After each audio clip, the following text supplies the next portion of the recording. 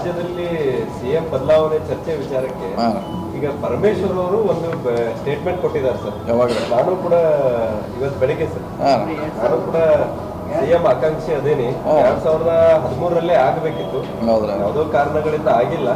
ಸರಿ, ಅಂಥದ್ದೊಂದು ಅವಕಾಶ ಬಂದ್ರೆ ನಾನು ಆಗ್ತೀನಿ ಅಂತ. ಅದರಲ್ಲಿ ತಪ್ಪಿದ್ದಾರೆ ಏನಕ್ಕೆ ಅಂತ ತಪ್ಪು ಏನಿಲ್ಲ, ಸರಿಯಾಗಿದೆ. ಈಗಾಗಲೇ ಅವ್ರು ಮುಂಚೆ ಕೂಡ ಹೇಳಿದ್ದಾರೆ ನಾವು ಕೂಡ ಆಕಾಂಕ್ಷಿ ಇದ್ದೀವಿ.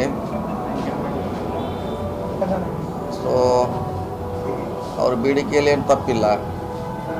ಯಾಕಂದರೆ ಈಗ ಈ ಪಕ್ಷಕ್ಕೆ ಮೇನ್ ವೋಟರ್ಸೇ SC ST ಮೈನಾರಿಟಿ. ಅವ್ರಿಗೂ ಪ್ರಾತಿನಿಧ್ಯ ಸಿಗಬೇಕಂತ ಭಾಳ ದಿನಗಳಿಂದ ಆಸೆ ಇದೆ. ಇನ್ನೊಂದು ಮಾತು ಹೇಳಿದೆ ಸರ್, ನಾ 2013-14 ಕೆಲಸ ಮಾಡಿದ್ವಿ ಅಧ್ಯಕ್ಷ. ಕರೆಕ್ಟ್.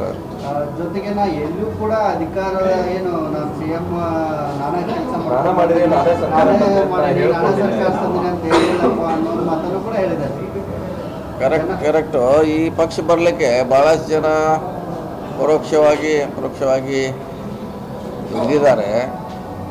ಇದು ಹೆಂಗಾಗಿದೆ ಅಂದರೆ, ಉದಾಹರಣೆ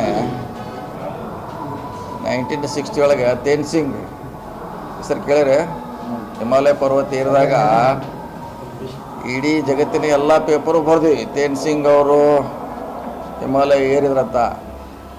ಅವನ ಜೊತೆ ಇನ್ನೂ 14 ಜನ ಇದ್ದರು, ಅವ್ರ ಹೆಸರು ಬರ್ದಿಲ್ಲ. ಇದು ಹಂಗೆ ಇದು ಇನ್ನೋದಾರೆ, ಇನ್ನೂ ಭಾಳಷ್ಟು ಜನ ಅದಾರೆ. ತೇನ್ ಸಿಂಗ್ ಹೆಸರು ಮಾತ್ರ ಬಂತು, ಹಿಮಾಲಯ ಪರ್ವತ ಏರತ್ತ. ಅವನ ಜೋಡಿ ಇದ್ದ ಟೆಂಟ್ ಹೊರವ, ಚಹಾ ಮಾಡವ, ಅಡುಗೆ ಮಾಡೋರು ಎಲ್ಲರೂ ಇದ್ದರು. ಈ ಪಕ್ಷ ಬರಲಿಕ್ಕೆ 14 ಇರ್ಬೋದು, ಅಥವಾ ಎಲ್ಲ ಶಾಸಕರು ಅವ್ರದ್ದೇ ಆದ ಕೊಡುಗೆ ಇದೆ. ಬರಲಿಕ್ಕೆ ಅವ್ರದ್ದೇ ಸ್ವಂತ ಎಫರ್ಟ್ಸ್ನಿಂದ ಬಂದಿದ್ದಾರೆ, ಅವರು ಪಕ್ಷದ ಸಪೋರ್ಟ್ನಿಂದ. ಸೊ ಎಲ್ಲರೂ ಸ್ವಾಭಾವಿಕವಾಗಿ ಕ್ಲೇಮ್ ಮಾಡೋರೆ. ಈ ಥರ ಎಲ್ಲ ನಾವು ಕೆಲವೇ ಜನಿಂದ ಅಧಿಕಾರ ಬಂದಿರೋದು ನಾನು ಕೂಡ ಒಪ್ಕೋದಿಲ್ಲ. ಸರ್ವ ಕಾರ್ಯಕರ್ತರು ಸುಮಾರು 1,25,00,000 ಜನ ಓಟ್ ಹಾಕಿದ್ದಾರೆ ನಮಗೆ. ಅವರಿಂದ ಶಾಸಕರು, ಅವರಿಂದ ನಾವೆಲ್ಲ ಮಂತ್ರಿಗಳು. ಅದಕ್ಕಾಗಿ ನಮ್ಮ ಇತಿಮಿತಿಯಲ್ಲಿ ಕೂಡ ಇರಬೇಕಾಗುತ್ತೆ. ಎಲ್ಲ ನನ್ನಿಂದ ಆಗಿದೆ ಅನ್ನೋದು ಕೂಡ ಭಾಳ ತಪ್ಪು.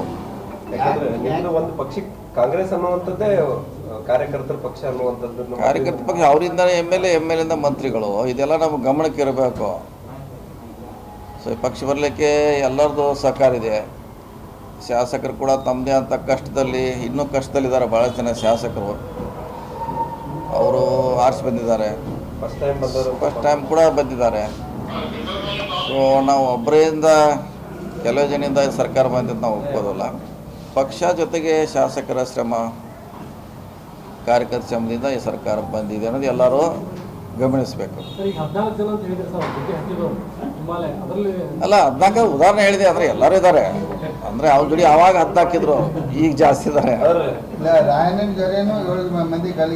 ಹೌದಾ, ಅವ್ರ ಹೆಸರು ಬರೋದಿಲ್ಲ.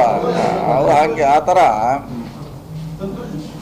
ಎಲ್ಲರಿಗೂ ಅಷ್ಟೇ ಪ್ರಾಮುಖ್ಯತೆ ಸಿಗಬೇಕನ್ನೋದು ನಮ್ಮ ಉದ್ದೇಶ. ಮುಖ್ಯಮಂತ್ರಿ ಆಗಲಿಕ್ಕೆ ಮಾಡೋದು ಬಿಡೋದು ಹೈಕಮಾಂಡ್ ಮಾಡ್ತಾರೆ. ನೋಡಿ, ಅದು ಆ ಬಗ್ಗೆ ಹೇಳಲಿಕ್ಕೆ ಹೋಗಲ್ಲ. ಆದರೆ ಈ ಪಕ್ಷ ಬರಲಿಕ್ಕೆ ಎಲ್ಲರೂ ಸಹಕಾರ ಇದೆ. ಅದನ್ನು ಕೆಲವೇ ಜನ ಅದನ್ನು ನಂದೇ ಶ್ರೇಯಸ್ಸನ್ನು ತೊಗೊಳ್ಳೋಕ್ಕೆ ನಾವು ಒಪ್ಪೋದಿಲ್ಲ. ಎಲ್ಲರಿಗೂ ಇದೆ, ಎಲ್ಲರಿಗೂ ಅಧಿಕಾರ ಸಿಗಬೇಕು. ಈಗ 8 ವರ್ಷ ಇದ್ರು ಪರಮೇಶ್ವರ್ ಅವರು ಸುಮ್ಮನೆ ಇದ್ರು, ಭಾಳಷ್ಟು ಕಾರ್ಯಕ್ರಮ ಮಾಡಿದ್ರು, ಸರ್ಕಾರ ಬಂತು. ಸೊ ಆ ರೀತಿ ಆಗ್ಬೇಕಂತ ನಮ್ಮ ಭಾವನೆ ಅಷ್ಟೇ. ಸರ್, ಇನ್ನೊಂದು ಮಾತನ್ನು ಹೇಳಿದ್ರು, CLP ಮೀಟಿಂಗಲ್ಲಿ ನಾವೆಲ್ಲರೂ ಕೂಡ ಅಬ್ಸರ್ವೇಷನ್ CM ಅವ್ರನ್ನ ಆಯ್ಕೆ ಮಾಡಿದ್ದೀವಿ. ಅಲ್ಲೆಲ್ಲೂ ಕೂಡ 2.5 ವರ್ಷದ ಇಂಥದ್ದು ಯಾವ ಡಾಕ್ಯುಮೆಂಟ್ ಆಗಲಿಲ್ಲ ಆ ಟೈಮಲ್ಲಿ. ಇಲ್ಲ, ಅದ್ರ ಬಗ್ಗೆ ನಮ್ಗೆ ಗೊತ್ತಿಲ್ಲ. ಅದಾಗಿ ಡೆಲ್ಲಿಯಲ್ಲಿ, ಬೆಂಗಳೂರಲ್ಲಿ ಎಲ್ಲರೂ ಅದೆಲ್ಲ ಏನಾದರೂ ಮಾತುಕತೆ ಡೆಲ್ಲಿಯಾಗಿರ್ಬೇಕು. ಡೆಲ್ಲಿಗೆ ನಾವು ಪಾರ್ಟಿ ಎಲ್ಲ ನಮ್ಗೆ ಗೊತ್ತಿಲ್ಲ ಅಂತ ಈಗಾಗಲೇ ಹೇಳಿದ್ದೀವಿ. ಅದ್ರ ಬಗ್ಗೆ ನಾವು ಹೇಳೋಕ್ಕಾಗಲ್ಲ. ಡೆಲ್ಲಿಗೆ ಹೋಗುವಂಥದ್ದು ಏನು ಅವಶ್ಯಕತೆ ಇಲ್ಲ. ಏನು ಮಾಡೋರು, ಅಲ್ಲಿ ಹೋಗಿಲ್ಲ. ಅಲ್ಲಿ ಯಾರು ಕರೆದ್ರೆ ಹೋಗ್ತೀವಿ ನಾವು. ಯಾರವರು ಬನ್ನಿ ನೀವೆಲ್ಲ ಅಂದರೆ, ಯಾರು ನಮ್ಮ ಹೈಯರ್ ಅಥಾರಿಟಿ ಆದರೆ ಹೋಗ್ತೀವಿ. ಇಲ್ಲಾಂದರೆ ಅಲ್ಲಿ ಏನು ಕೆಲಸ ಇಲ್ಲ, ಇಲ್ಲೇ ಕೆಲಸ ಸಾಕಷ್ಟಿದೆ ನಮಗೆ.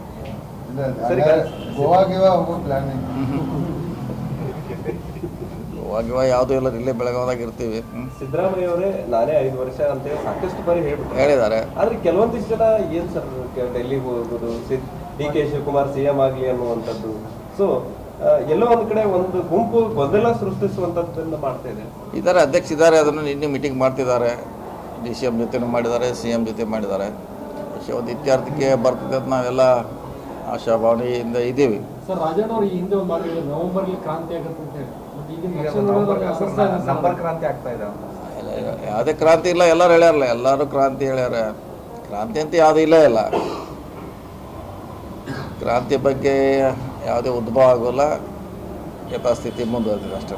ಸರ್, DK ಶಿವಕುಮಾರ್ ಅವರು ಜೈಲಿಗೆ ಹೋಗಿ MLA ಭೇಟಿ ಅವರೇ ನಮ್ಮ ಶಾಸಕರಿದ್ದಾರೆ, ಭೇಟಿ ಆಗಬಾರ್ದು. ಇನ್ನು ಭೇಟಿ ಆಗಬಾರ್ದು ಅಂತೇನಿಲ್ಲ, ಅವ್ರು ನಮ್ಮ ಶಾಸಕರೇ. ಹಿಂದೂ ಕೂಡ ಹೋಗಿದ್ರು, ಅವ್ರು ಭೇಟಿ ಆಗಿದ್ರು ಒಂದು ಸಾರಿ. ವಿನಯ್ ಕುಲಕರ್ಣಿ ಅವ್ರಿಗೆ ಭೇಟಿ ಆಗಿದ್ರು ಹಿಂದೂ ಕೂಡ. ಸರ್, ಏನೂ ಇಲ್ಲ ಅಂತಿದ್ರೆ ಅಂಡರ್ ಕರೆಂಟ್ ಶಾಕ್ ಹತ್ತಿದಂಗೆ ಕಾಣ್ತಾ ಇದೆ. ಯಾವುದು ಕ್ರಾಂತಿನೂ ಇಲ್ಲ, ಏನೂ ಇಲ್ಲ, ಎಲ್ಲ ಸರಿಯಾಗಿದೆ ಅಂತ ಇದೆ. ಯಾಕೋ ಇತ್ತೀಚೆಗಿನ ಬೆಳವಣಿಗೆ ನೋಡಿದ್ರೆ under current shock under ground ಯಾವ ಶಾಕ್ ಇಲ್ಲ, ಸರಿನೇ ಇದೆ. ಸತೀಶ್ ಜಾರಕಿಹೊಳಿ ಅವರು ಯಾವಾಗ ಸೈಲೆಂಟ್ ಇರ್ತಾರೆ, ಒಳಗಡೆ ಕರೆಂಟ್